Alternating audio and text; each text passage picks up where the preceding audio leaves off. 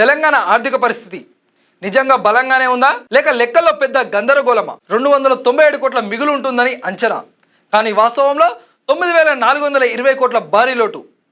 Controller and auditor general అంటే కాగిచ్చిన ఈ నివేదిక రాష్ట్ర ఆర్థిక వ్యవస్థపై పెద్ద ప్రశ్నలను లేవనెత్తుతుంది. లెక్కలు ఎందుకు తప్పాయి? నిధుల మళ్లింపు నిజమేనా? ప్రజలపై దీని ప్రభావం ఏమిటి? ఈరోజు ఈ వీడియోలో తెలంగాణ ఫైనాన్స్ వెనుక ఉన్న అసలు కథను పూర్తిగా చూద్దాం. కాగ్ నివేదిక ప్రకారం రాష్ట్ర ప్రభుత్వం 2024-25లో రూపాయలు 297 కోట్ల రెవెన్యూ మిగులు ఉంటుందని అంచనా వేసింది. కానీ వాస్తవంలో 9420 కోట్ల భారీ లోటు. ఇది చిన్న పొరపాటు కాదు, ఇది ఫైనాన్షియల్ మిస్ క్యాల్కులేషన్. కాగు స్పష్టంగా చెప్పింది, రూపాయలు 1865.90 కోట్ల ఖర్చు రెవెన్యూ ఖాతాలో చూపాల్సింది, కానీ దాన్ని క్యాపిటల్ ఖాతాలో చూపించారు.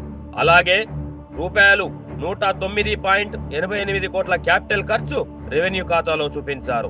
ఈ తారుమారులు రాష్ట్ర అసలు ఆర్థిక స్థితిని తప్పుగా చూపించాయి.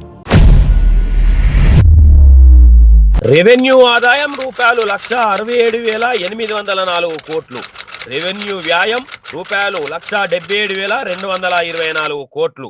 ఇది చూస్తే ఖర్చు ఎక్కువ, ఆదాయం తక్కువ, ఫలితం భారీ లోటు. జీతాల ఖర్చు పెరగడం రూపాయలు 27,883 కోట్ల నుంచి 30,189 కోట్లకు. ఉచిత విద్యుత్ పథకం 200 యూనిట్లు, వడ్డీ చెల్లింపులు పెరగడం, ఇవి అన్నీ కలిపి ఖజానాపై భారీ భారం. అదే సమయంలో సామాజిక సేవల ఖర్చు తగ్గింది. అభ్యంతరాలు, గ్రాంట్లు, ఉపాధి హామీ పథకం, స్వచ్ఛ భారత్, నదీ బోర్డులు ఈ నిధులను తప్పుగా వర్గీకరించారు. అదే కాకుండా రూపాయలు 13.51 కోట్ల వడ్డీని కూడా సరైన ఖాతాలో చూపలేదు. ఇది ట్రాన్స్పరెన్సీపై ప్రశ్నలు లేవనెత్తుతుంది.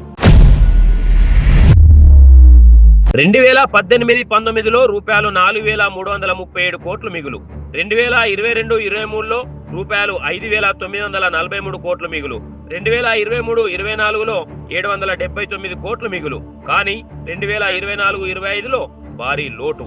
ఇది ఒక పెద్ద మార్పు. లోటు వల్ల కొత్త పథకాలు ఆలస్యం, పన్నులు పెరిగే అవకాశం, అప్పులు పెరగడం, అంటే చివరకు భారం పడేది ప్రజలపైనే.